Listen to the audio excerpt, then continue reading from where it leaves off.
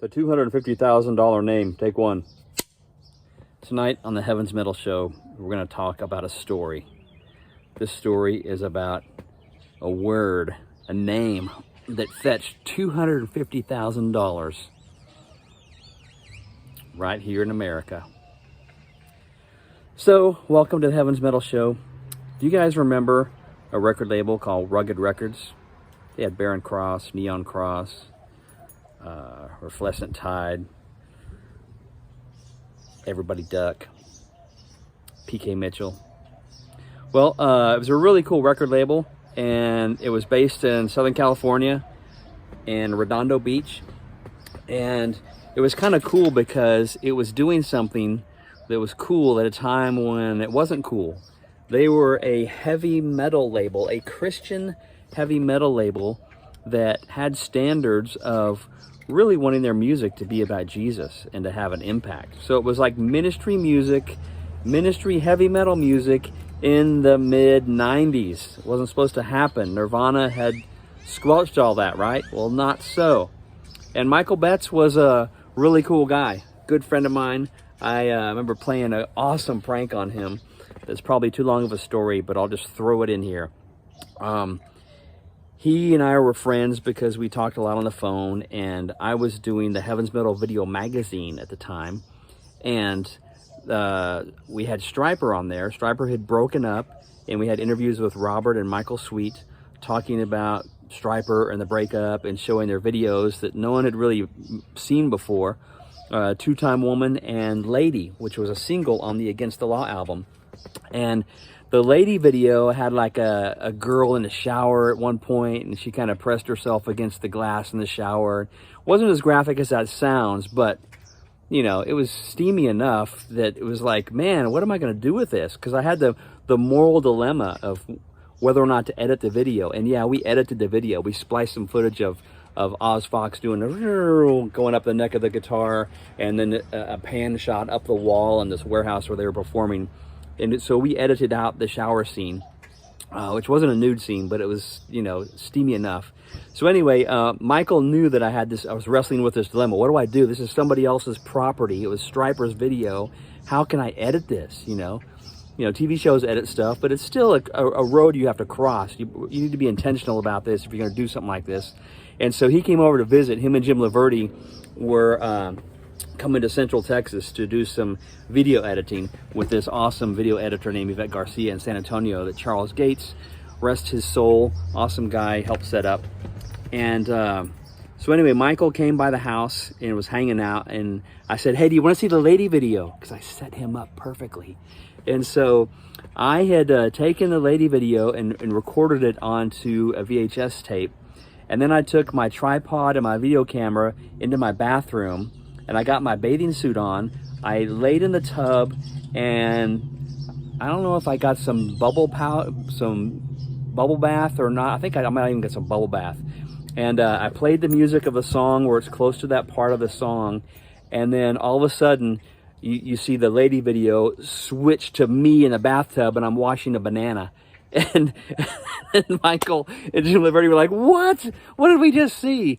And after we were done, they were in shock, and everybody was laughing. I went downstairs, and I erased that video instantly.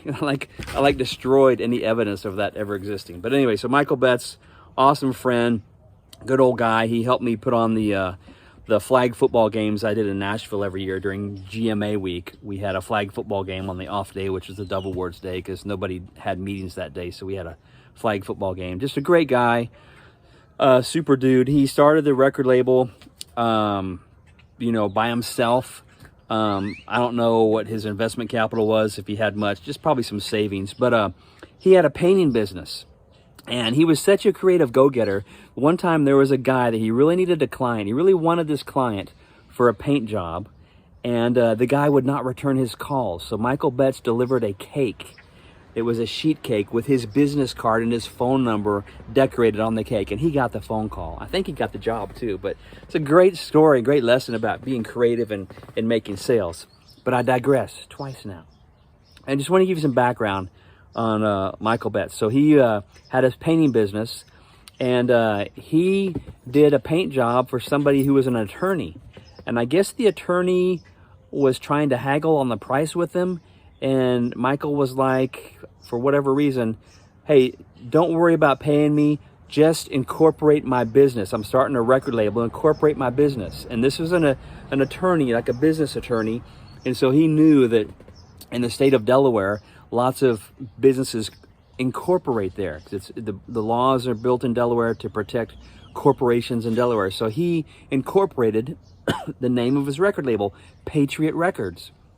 And he had this really cool album to launch his label. This guy named P.K. Mitchell, a Southern California rocker, and he did this album called All Hail the Power. You should check it out on YouTube. Just type in P.K. Mitchell, All Hail the Power. It's rock and roll worship that's done right. It's really quality music. It's hard rock. And anyway, so he had this this album that came out, and this country superstar named Garth Brooks had some new videos that came out, and they sent them to CMT, Country Music Television, with the label on there, Patriot Records, because Garth Brooks had a label called Liberty Records, and I guess he wanted a new sub-label called Patriot Records. Well, come to find out, the video airs, and their attorneys check things out about the legalities of who owns the name, and they're like, they probably told, this is like conjecture, but they probably told, you know, Garth Brooks, we checked it out, and this record company, Patriot Records, does own the name, and they've got their name incorporated in the state of Delaware. So they kind of knew that they couldn't, and they had mud on their faces, so to speak, because they had these videos playing on CMT already with the Patriot Records logo on it. So what do? They offer my friend Michael Betts $250,000. So how awesome is that? And so that's the conclusion of the story of the Heaven's Metal show tonight. Just a cool story about an honest, hardworking guy that gets $250,000 given to him for a name. And that's when he sold the name Patriot Records to Garth Brooks' Liberty Records and changed the name of his label to Rugged Records. So there you go. Did you ever know that story? Did you hear that story? And I shared the details, and isn't that fun? Well, join the discussion. Hope you enjoyed tonight's show.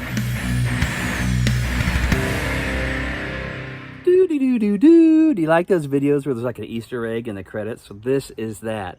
Okay, so two more things about Michael Betts. One, Red Sea was on his label. That Red Sea album, Blood, is one of the best Christian metal albums of all time. It's so good. Man, it's good. Had to mention that when I was listing off the Rugged Records roster. Forgive me if I forget anybody else. It was really cool. But another story is Michael Betts was friends with Jeff Hostetler, who was the quarterback who took the Oakland Raiders to the Super Bowl and won a Super Bowl, I believe. And anyway, Michael Betts was on the phone with Jeff Hostetler, and they were chatting and stuff. And it's like, Jeff's like, oh, I got a call coming in. Oh, it's just Al Davis. And he continued talking to Michael. It's like, you know, Jeff Hostetler was so cool that he put Al Davis on hold. Al Davis! While he finished his conversation with Michael Betts. Isn't that cool? Aren't you glad you watched this little Easter egg in the middle of the credits, or whatever you call this at the end of the video?